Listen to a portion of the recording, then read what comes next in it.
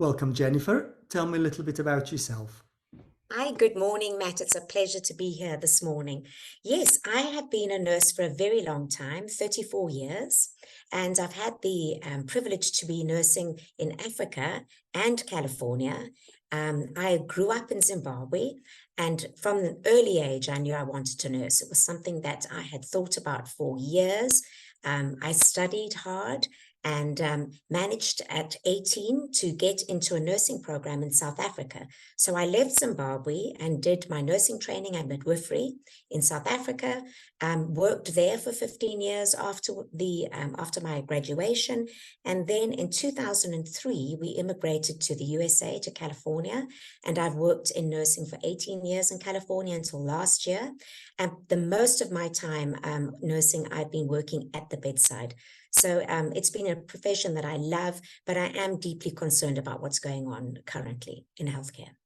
Thank you, Jennifer. And I invited you for this discussion because I thought that it would be great to have a perspective because you're a nurse and also because of all of those different countries that you worked in. And I thought we could kind of have a global healthcare discussion today, and principally, really, what can we do about it and how can we as doctors and nurses across different countries work together to make healthcare better across the entire world? And why is healthcare in crisis? Well, the COVID pandemic, I think, was the death knell for healthcare, certainly in America. We've had problems for the last, I would say, 15 years when it comes to nurse burnout and compassion fatigue. And slowly but surely, over the last years, positions have been cut, and nurses are working more and more on their own in the units. They're wearing many different hats now. When I first came 15 years, well, when I first arrived in America 18 years ago and started working there, we had nurse assistants who would help with the normal tasks like vital signs, handing out food trays, etc. But as time has gone on, those positions have been cut, and it's always obviously to do with the financial aspect of running healthcare. And so nurses are now doing all of those positions and jobs as well as their nursing specific tasks, and it's just too much. They are now being taken away from patient care face to face. They're working more on computers because there's a lot more charting involved, and I think nurses are becoming stressed, more and more stressed, because they don't have the support they need to do their jobs because of all the hats they're wearing. And do you think is this unique to the US, or is this, it sounds very similar to UK, but is this a global Yes. phenomenon? I think it is. I've had the privilege of well, the last couple of years being in contact with nurse leaders in other countries. I have friends in New Zealand. I have friends in Australia, nurses, and the UK. And so, just the contact, the conversations we've been having, I think this is a global problem. I don't know about Europe, but certainly the UK, South Africa, where I'm from, and in Australia and New Zealand, we tend to be in similar situations, and the nurses are required to do more and more without the support that they need. Mm. And specifically, do we have any data that tells us what nurses are particularly worried about? Yes, so this is interesting, Matt. I'd like to share Baker's Healthcare. They had a great webinar yesterday by Incredible Health, and they have a new survey out, which is brand new, hot off the press. And these are the stats. They interviewed a group of nurses, quite a big group of nurses, and 73% of these nurses are very concerned about staff shortages, specifically nurses. I think they're realizing that they just don't, well, they know that they just don't have the other nurses in their pool. Many of them, when they arrive at work, they're told, well, we're three nurses down, so you're going to be picking up maybe two or three more patients. So nurse concern about staff shortages is huge, 73%. Then 70% of nurses are worried about burnout. They themselves are feeling the effects of working in these conditions. And so they are very concerned about their own mental health. 70%, 7 out of 10 nurses are concerned about how they are responding to pressures at work. We have 68% who are concerned about salary. And as we discussed previously, this really depends on the state. Some states of the nurses are very well paid. For example, California, where I'm from, we were very well paid, but other states are not. So that is a concern for them. 45%, and this is a huge concern, and I think healthcare organizations should really be looking at this. Their work environments, so almost half, 45% of nurses, and they actually label this as a major concern, are their work environments. They feel unsafe. They feel they're providing care that is subpar. So this is a real issue. 30% of nurses are concerned about scheduling. Again, this is, life-work balance. They want to have more flexibility in order to have their lives at home, do what they need to at home.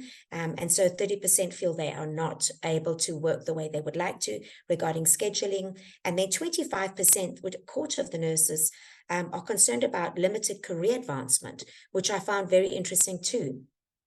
Generally, I was a nurse a supervisor and leader, and we would take time with our nurses to speak about what courses they might be interested, what was available, if they were interested in other different sections of healthcare. For example, if they were oncology, they felt burnt out, maybe going into endoscopy, etc. We would discuss that, but 25% feel that they are really limited when it comes to career advancement, which again is a concern, I think, for our healthcare organizations, because you're losing nurses because they feel that they don't have a path forward. They'd rather go elsewhere. I suspect that those numbers are replicated in UK where I work, and probably also across other professions, the allied health professionals, speech and language therapists, audiologists, as well as doctors. So I want to start our conversation with what all of us can do on a day-to-day basis. I'm going to come on to the bigger picture in a minute about how we can change the world together. But let's imagine, I'm going to go to work tomorrow, and I'm going to be working with the nursing team, and I'm wondering what can I do to make nurses' lives better, and what can nurses do to make doctors' lives better? What a great question, Matt. And this is, this really is the crux of a happy work environment, is the relationship one has with each other. I think that communication is vital. And I know, because I was working at the bedside until, a year ago, I know how important it is to be able to communicate with my team, with my physicians, with my other nurse colleagues, with my other medical health providers. And I think what's been happening is we have become so busy and so focused on specific tasks that many of us have lost the ability to communicate clearly. And when you're rushing and distracted, you think I know for myself, I think that I've said something, I've told a physician, this detail about a patient, or I've asked for help in a specific way from another nurse. And I think that message has gone across, but it hasn't. And so later on in the day, a physician will come up to me and say, well, did you do this? Or, what is the outcome here? And I've thought that I've communicated clearly about it, but I haven't.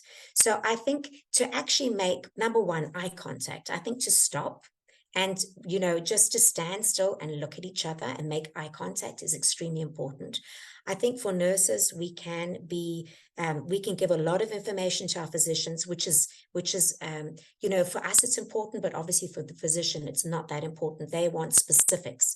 So I think in order for nurses to communicate better with physicians, we use a tool where we can be very specific about, we can say, Dr. Matt, I have a concern about Mrs. Smith.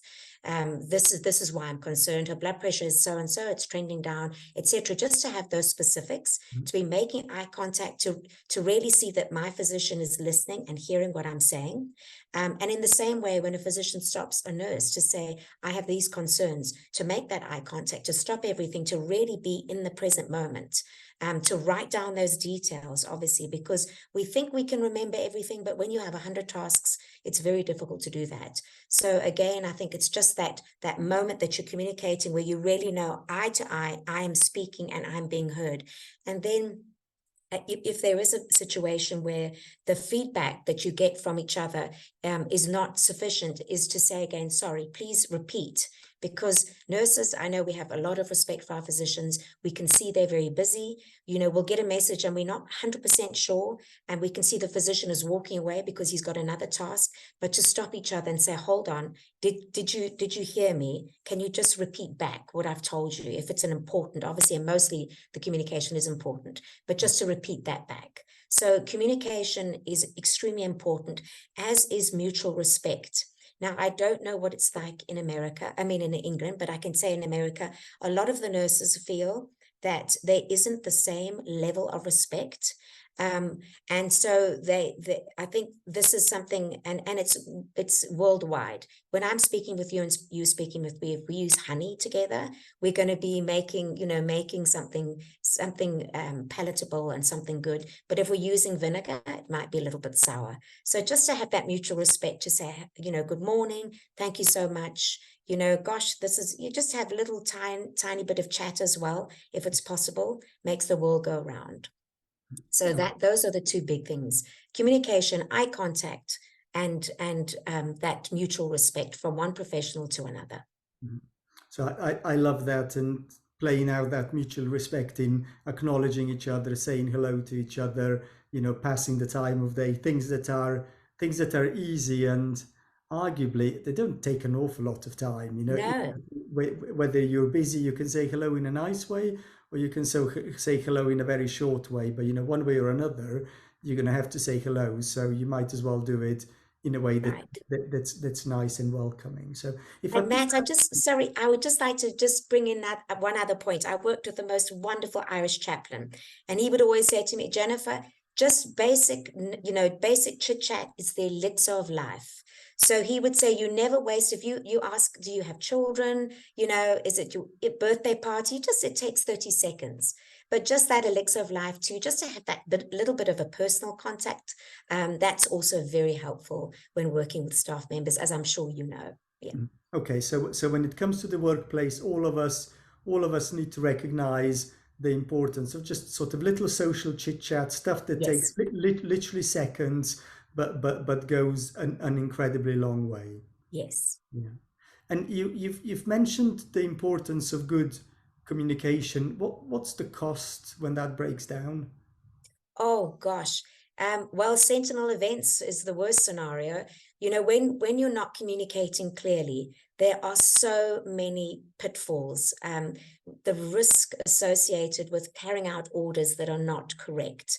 Um, the not communicating, a concern about a patient clearly.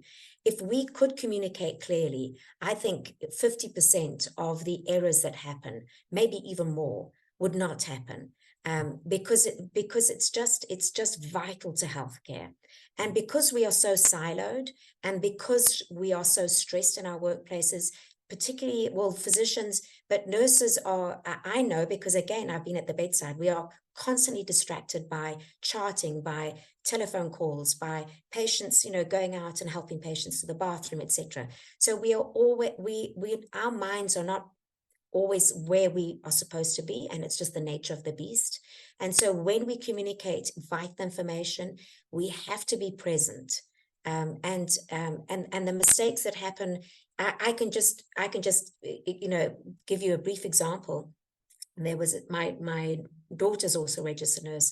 She's in labor and delivery. There was a sentinel event about 2 months ago, where a mother was in labor, and there were two nurses in the room and a physician. They weren't communicating clearly. The baby strip was of concern to one nurse, but because she hadn't been able to really communicate, so the physician was busy, he was in and out. When they eventually all three got to the point where, oh my gosh, this is a concern, it was too late, and the baby had brain damage, has since died. So there you have an incident, a sentinel event. And I think if there had just been more communication at the very beginning, when the nurse was concerned, but she felt she was a junior nurse. Here's a physician, here's another senior nurse. Why aren't they picking it up? I sort of feel this may be a concern, but I'm not communicating clearly, because is it really my role in this in this scenario? So again, it's just the importance of communication that could have prevented the sentinel event. And what do doctors need to do to encourage people around them to speak up and communicate and raise concerns? Matt, that's a great question. And if a physician ever asks me to, if asking my opinion as a nurse is fantastic. I love it. I'm working with a physician, and the doctor says, "Hey, Jennifer, what do you think about this?" Or, "Are you concerned about that?" It's a doorway. It's an opening. And being able to communicate on the same level and being able to give my input as a nurse is extremely empowering, and nurses really appreciate it. And they are there, they're the boots on the ground, they are there with the patients, 12-hour shifts, 8-hour, 10-hour shifts. They really have a lot of information on what's going on, but they're not going to share it if necessarily, if they see the physician is very busy, and you are very busy, obviously. But just that opening, what do you think? Do you have concerns? It's just amazing how the communication can improve with those questions. Mhm. It's interesting because I'm thinking, as a physician, if I say, "What do you think?" I'm wondering, will you think that actually, Matt has no idea what he's doing? He's asking me. That doesn't mean that he knows what he's doing. Perhaps he isn't as good as doctor as I thought he was going to be. No, Matt, we as nurses don't see that. I mean, I can speak for many, many nurses. I've been working for 34 years.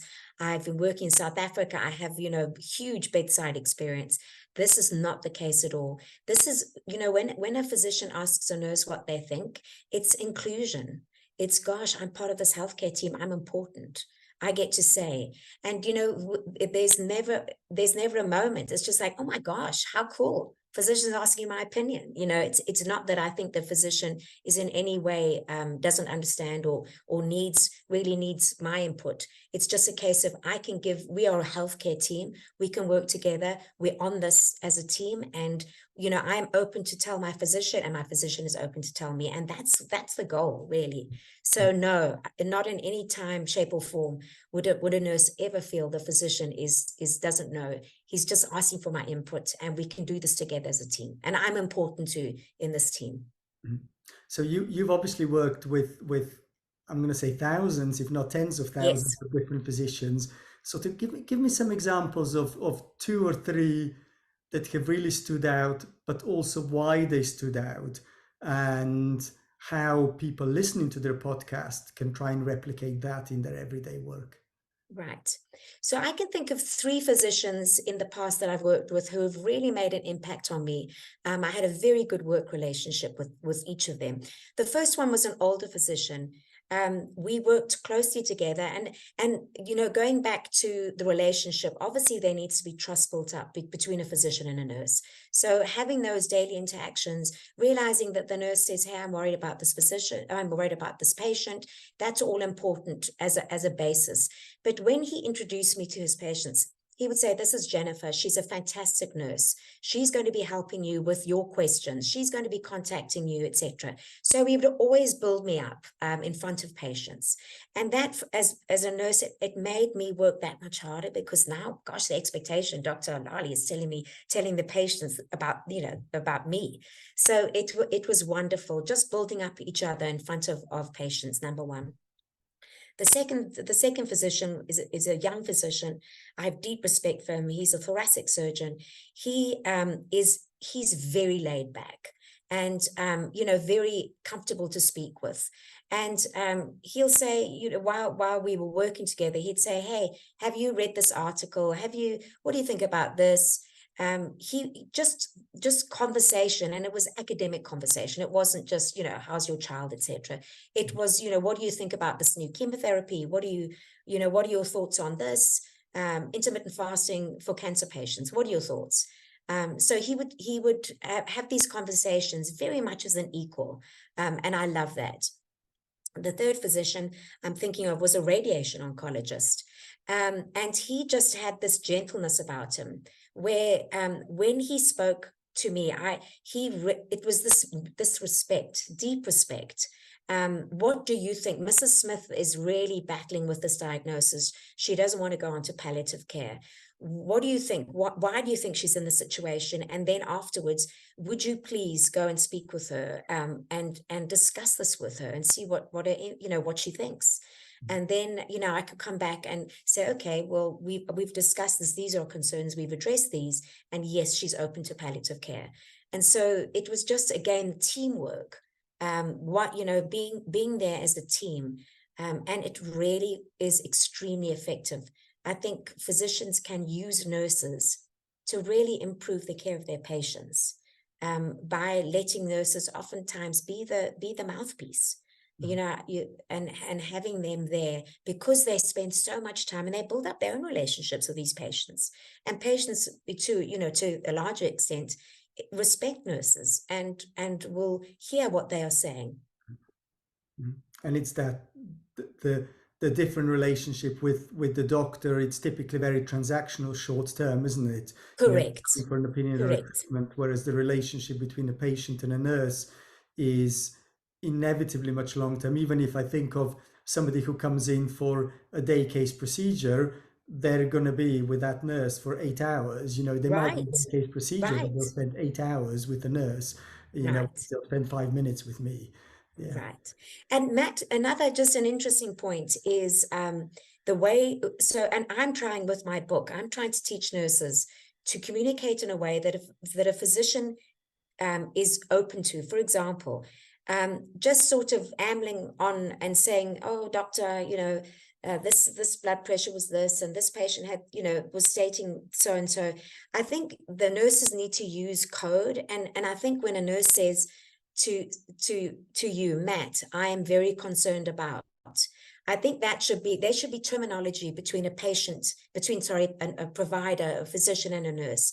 And I think using certain words to really get that message across that the concern is there is vital. And I think physicians and nurses together can build that up and say, hey, if you are concerned about a patient, you have to tell me directly. Don't go on about this and that. Say to me, I'm concerned about the patient because of this. And if you use that terminology, then that physician is all there, 100%. I'm hearing, what is it that you're concerned about?